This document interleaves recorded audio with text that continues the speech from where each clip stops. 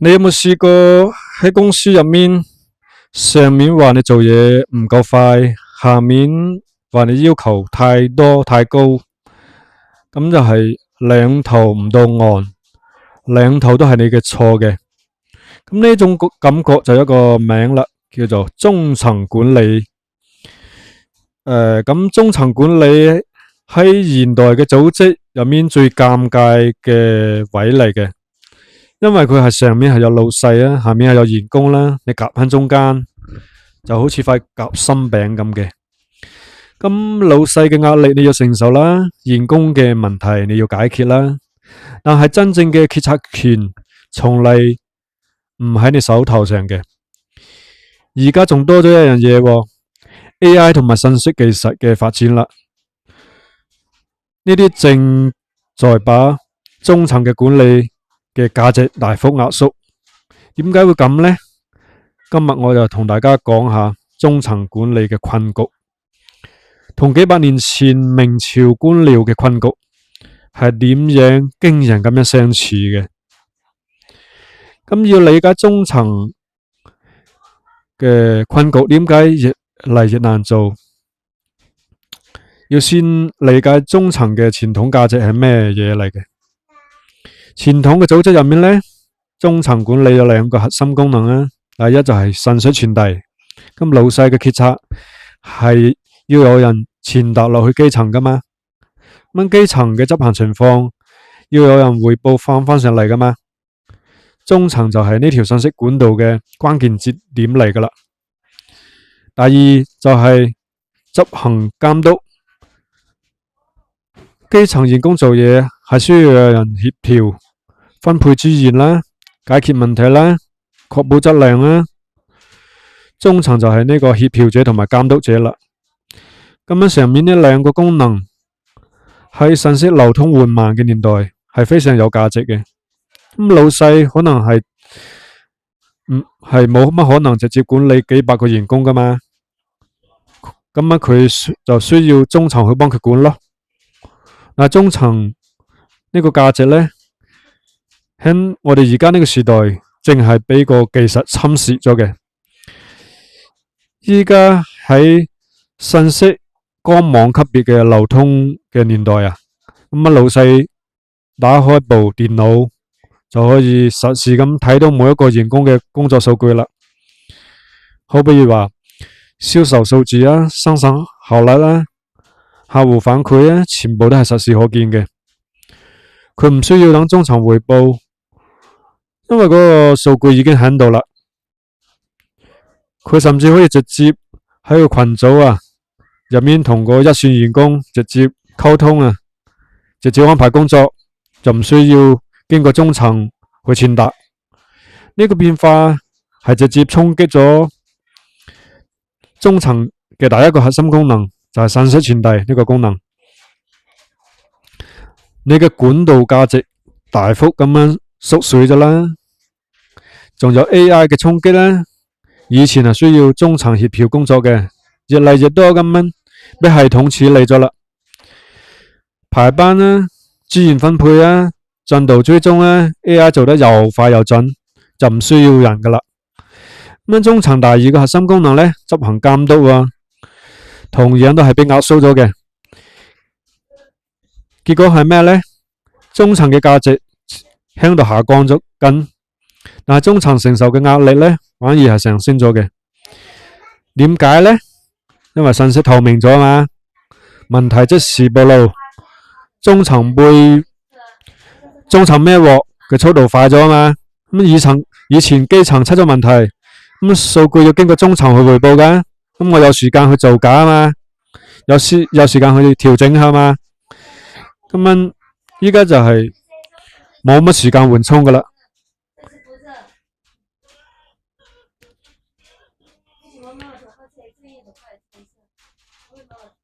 咁呢種夾心嘅困局唔係現代先有嘅噃，翻去幾百年前嘅明朝，中層嘅官員面對嘅困局同埋今日都係驚人咁樣相似嘅。咁明朝嘅官僚體系啊，係一個龐大嘅金字塔嘛，頂端係皇帝，第一層係地方官員，中間係大量嘅中層官員啦，各個部級嘅郎中啊、員外郎啊、主事啊，呢批中層嘅官員呢，佢嘅職責係上傳下達，將皇帝嘅意旨傳翻落去，將地方嘅情況總匯報翻上嚟，聽起身同埋現代嘅中層咪一模一樣，但係佢哋係面對住嘅困局係咩呢？就係皇帝嘅要求往往係唔切實際嘅，咁地方嘅現實呢，往往係無法完成任務嘅。咁中層官員夾喺中間呢，要向皇上交代啦，又要面向地方嘅現實啦。咁解決方法係咩呢？咁啊造假啦，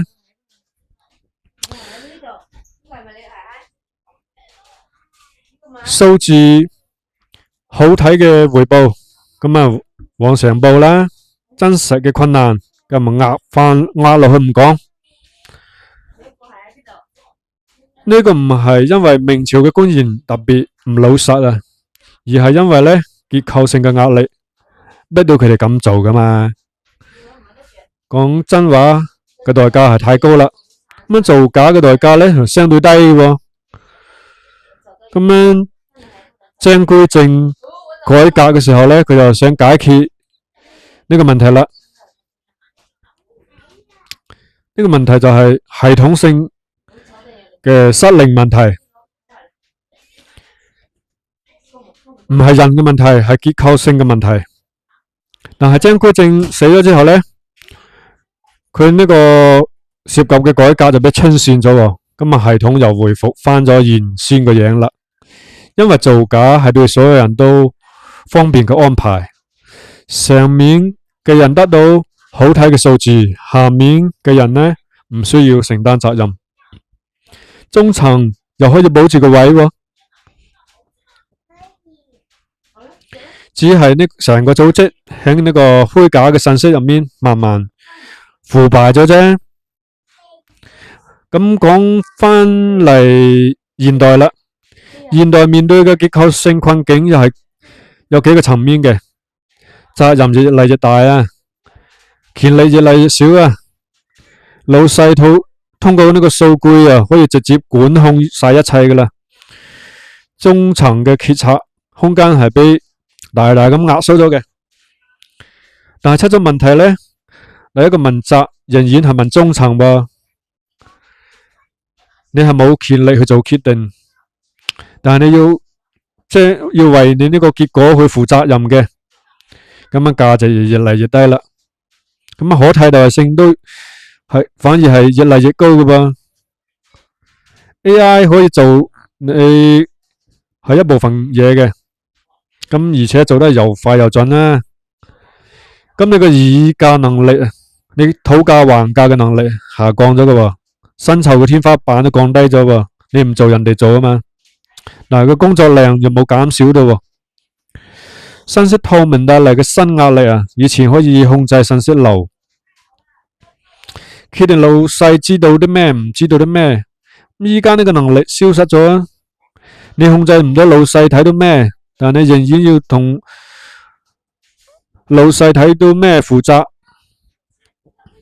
向上嘅路同樣係越嚟越窄咗嘅。高層嘅位就係咁多，競爭嘅人越嚟越多，晉升嘅機會呢越嚟越少啦。咁好多中層做咗10幾年啦，發現自己就係原地踏步咋，即係冇乜晉升空間，因為上面個冇乜位啊嘛。咁講到呢度呢，你可能會問，咁辛苦做乜 Q 中層啊？冇乜意思啊？咁你有兩個答案啦。第一個答案就係好現實嘅，因為中層呢，佢仍然係向上流動嘅必經之路嚟嘅，唔係因為中層本身有幾大個價值，而係因為佢係一個篩選機制。你做個中層，證明你管得人啊嘛，同埋協調得到資源啊嘛，能夠喺組織政治入面生存啊嘛。呢啲能力呢，唔係喺學校學得到嘅，都唔係睇書學得到嘅，係喺中層嘅位上面磨練出嚟嘅。咁高層招人睇嘅係唔係話你個技術能力，仲睇你有冇帶過團隊啊，有冇處理過嗰啲複雜嘅組織問題啊。咁樣中層呢係呢個資歷嘅證明啦。第二個答案係策略性嘅。如果你已經意識到中層嘅困局，最聰明嘅做法唔係抗拒呢個現實咯，而係將中層當做跳板，唔當係終點。喺中層積累關係嘅網絡、管理經驗、個行業嘅知識啦，同時喺體制外建立屬於自己嘅資產啦。唔論係副業、自媒體、專業技能，任何唔依賴於單一嘅雇主收入嘅來源，中層俾你係穩定啦，體制外嘅資產俾你係退路。咁兩條腿行路，先唔會俾困死喺夾心層入面嘅。明朝嘅中層官僚夾喺皇帝同埋地方之間呢，用造假維持系統嘅運作，最終係成個組織係腐敗咗嘅。咁現代嘅中層管理夾喺老細同埋員工之間，個價值都俾技術壓縮咗，壓力俾結構放大咗。咁兩個時代兩種形式，但係夾心人嘅困局係從嚟都冇變過嘅。唯一嘅出路唔係話等結構嘅改變，結構從嚟唔會話主動將個夾心人改變得到嘅。唯一嘅出路係咩呢？係喺結構之外建立屬於自己嘅空間。好啦，今期我就同大家講到呢度啦。如果你覺得有共鳴嘅，記得點個訂閱喎。咁我哋下期再見啦，拜拜。